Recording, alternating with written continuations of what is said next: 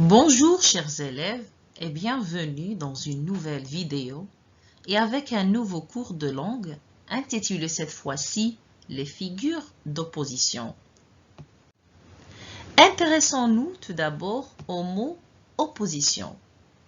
Parmi les synonymes de ce mot, on trouve en premier lieu le mot contraste, le deuxième mot contradiction. Et en dernier lieu, on trouve discordance.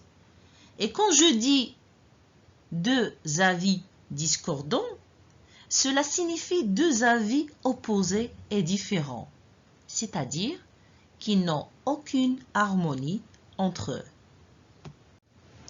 Donc, une figure d'opposition est tout simplement une stratégie d'écriture qui permet de poser un élément et de l'opposer à un autre élément. Donc, on distingue entre les deux éléments un rapport d'opposition dont le fait recherché est de mettre en valeur des contradictions entre deux idées, deux situations ou deux expressions. Généralement, on rencontre trois figures d'opposition, à savoir l'antithèse, l'oxymore et l'antiphrase. Débutons par la première figure, c'est l'antithèse. Et intéressons-nous à ces deux exemples. C'est un homme petit par sa taille, mais grand par son courage. Le deuxième exemple, ceci rit, ceci pleure. Donc, repérez les deux mots qui sont en gras et soulignés. Très bien, petit et grand. Quel est le rapport entre ces deux mots? Oui, c'est un rapport d'opposition, c'est-à-dire petit est le contraire de grand. Donc, ici, on a deux antonymes. De même pour le deuxième exemple. Ceci rit, ceci pleure. Dans cette phrase, rire est bien évidemment le contraire de pleurer. Donc, de quelle figure de style ou bien d'opposition s'agit-il dans ces deux phrases? C'est tout simplement l'antithèse. Donc, on a dans le premier énoncé deux antonymes, à savoir petit et grand. Dans le deuxième exemple, on a également deux mots contraires, deux mots opposés, rire et pleurer. Donc, c'est quoi l'antithèse? C'est tout simplement une mise en parallèle entre deux mots, deux expressions, deux notions tout à fait contraires. Maintenant, on va étudier l'oxymore. Lisons ensemble ces deux exemples. Un soleil noir. Il a fait un bruit sourd en passant. Je crois que vous avez repéré l'effet de contraste dans le premier exemple. Oui, c'est l'expression soleil noir. Exactement.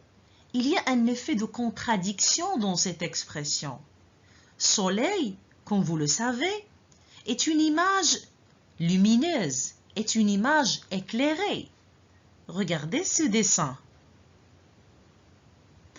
Quant à le mot noir, c'est une image d'obscurité, une image sombre.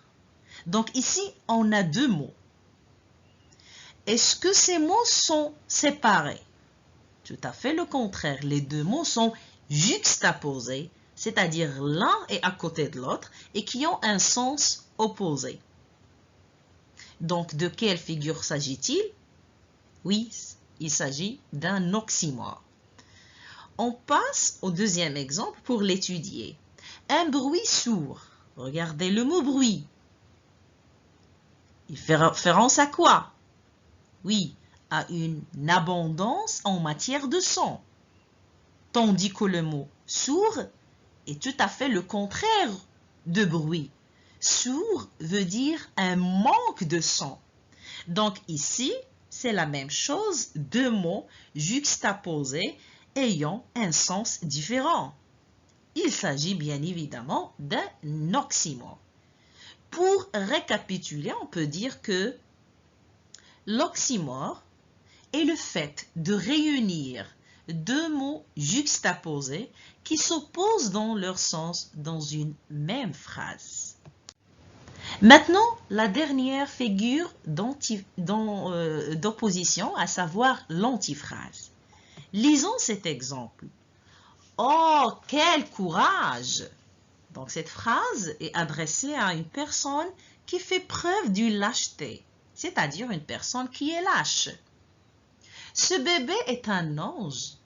Cette phrase est destinée pour parler d'un bébé qui ne cesse de pleurer. Je vous pose la question suivante. Quand je dis à un lâche, quel courage! Qu'est-ce que vous remarquez au niveau de mes propos? Oui, donc mes propos sont en contradiction avec ma pensée. Très bien. Quel est le ton employé dans cette phrase? Oui, c'est de l'ironie. C'est un ton avec O-N-A, ton ironique. Qu'est-ce que ça veut dire ton ironique? C'est-à-dire, je dis le contraire de ce que je pense. Mes paroles, mes propos, mes phrases sont en opposition avec ma pensée. C'est de même pour le deuxième exemple. On ne peut pas dire à un bébé qui pleure tout le temps, tu es un ange. Donc, c'est le contraire de ce que je pense. Donc, de quelle figure s'agit-il dans ces deux phrases? C'est l'antiphrase. Donc, c'est quoi l'antiphrase? C'est une figure de style qui consiste à dire le contraire de ce que l'on pense, dans un ton ironique, comme je viens de dire. Donc, on peut dire dans ce sens que l'antiphrase est un support d'ironie par excellence. Un autre point à ajouter, c'est le contexte qui nous permet de comprendre l'antiphrase. Donc, je vous donne un exemple très fréquent pour vous faciliter la tâche, chers élèves. Imaginez un élève qui a eu 5 sur 20 et le professeur lui dit « Toutes mes félicitations ». Cette phrase, et bien évidemment, est une antiphrase parce que le professeur dit le contraire de ce qu'il pense. Donc maintenant, on passe à un exercice d'application. Donc, la consigne est la suivante. Identifiez les figures de style dans les phrases suivantes. Je vous dis que toutes ces phrases sont extraites des modules programmés au niveau de la première année du baccalauréat, à savoir la boîte à merveilles d'Ahmed Sefraoui, le dernier jour d'un condamné de Victor Hugo et Antigone de Jean Hanneuil. Commençons tout d'abord par la première phrase. Des nuits blanches qu'il avait passées à gémir. Donc regardez bien cette phrase. Il y a une expression dont le remplissage est en bleu. Une nuit blanche. Nuit fait référence à la couleur noire. Donc noir est le contraire de blanche. Donc deux mots juxtaposés, côte à côte. Donc c'est un oxymore. Bravo. Pour y renaître, il fallait d'abord mourir. Qu'est-ce que vous remarquez au niveau de cette phrase?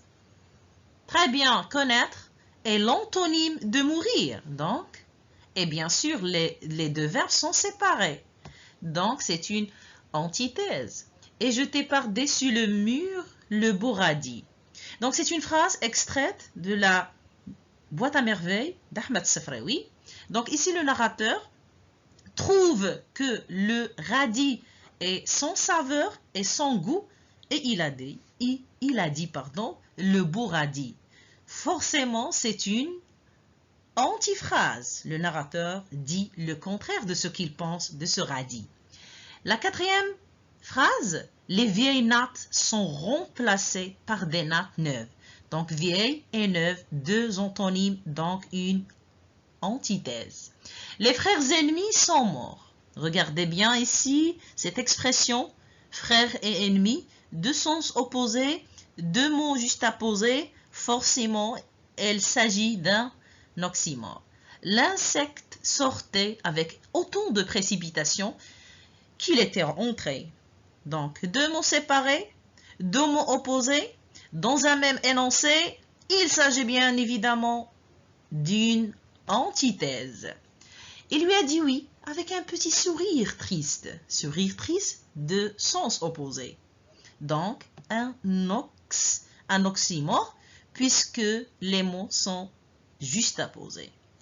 Ces bourreaux sont des hommes très doux. C'est la 8e phrase. Donc, les bourreaux, pour le prisonnier ou bien le condamné, incarnent la mort. Donc, ici, quand le narrateur qualifie les bourreaux comme des hommes doux, bien sûr, c'est le contraire de sa pensée.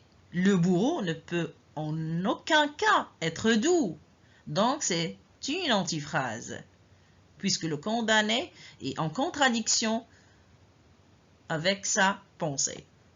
Donc, la neuvième, c'est une antithèse, c'est très facile, puisque basse est le contraire de haute.